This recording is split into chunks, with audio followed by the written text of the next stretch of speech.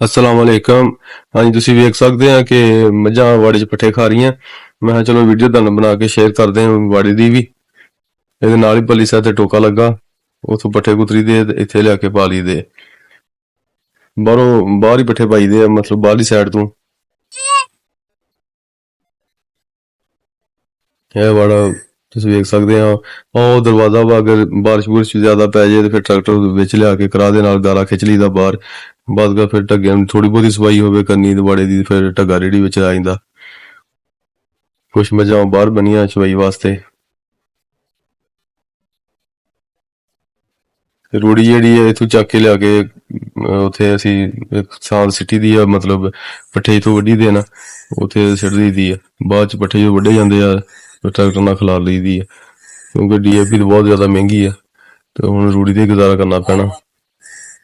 ਮੁਹੰਮਦ ਤੁਰਿਆ ਫਿਰਦਾ ਮਈ ਤੋਂ ਡਰਦਾ, ਅੱਗੇ ਹੱਥ ਲਾਇਆ ਸੀ ਡਰ ਗਿਆ ਸੀ, ਹੁਣ ਫਿਰ ਡਰੂ ਡਰਦਾ ਹਜੇ।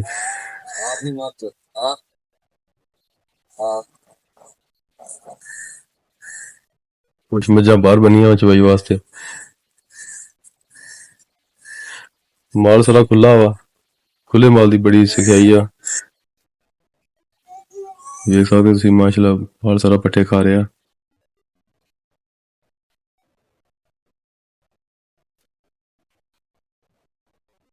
ਹੈ ਬਰਾਂਡਾ ਵਾ ਸਰਦੀਆਂ ਵਾਸਤੇ,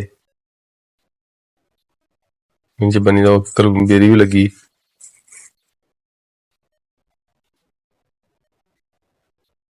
ਮੁਹੰਮਦ ਆਇਆ ਚਵਾਈ ਕਰਾਉਣ ਵਾਸਤੇ ਮੱਝਾਂ ਦੀ।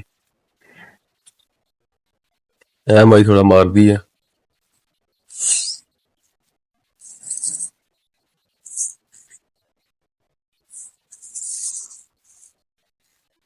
ਇਹ ਮੱਝ ਚੋਣੀ ਹੋਏ ਉਹਨੂੰ ਬਾਹਰ ਕੱਢ ਲਈਦਾ ਵਾ, ਦੂਸਰੀ ਸਾਈਡ ਤੇ ਗੇਟ ਹੈ ਛੋਟਾ ਜਿਹਾ। ਇਹ ਮੱਝ ਚੋਂਦੇ ਪਏ। ਮੱਝ ਦੇ ਦੁੱਧ ਦੀ ਆਪਦੀ ਵੈਲਿਊ ਹੈ।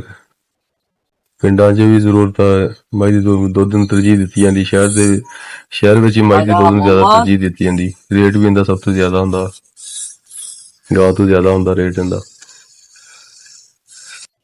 ਮੱਖਣ ਵੀ ਜ਼ਿਆਦਾ ਆਉਂਦਾ ਮੱਝ ਦੇ ਦੁੱਧ। ਅੰਗਰੇਜ਼ ਤਾਂ ਕਹਿੰਦੇ ਆ ਕਿ ਤੁਸੀਂ ਗਾਂ ਦਾ ਇਸਤੇਮਾਲ ਕਰੋ, ਲੇਕਿਨ ਆਪਣੇ ਪਿੰਡਾਂ ਵਾਲੇ ਕਿੱਥੇ ਮੰਨਦੇ। ਉਹ ਕਹਿੰਦੇ ਜੀ ਮੱਝ ਦਾ ਹੀ ਸਹੀ ਹੈ। ਸ਼ੁਕਰੀਆ तमाम दोस्तों का।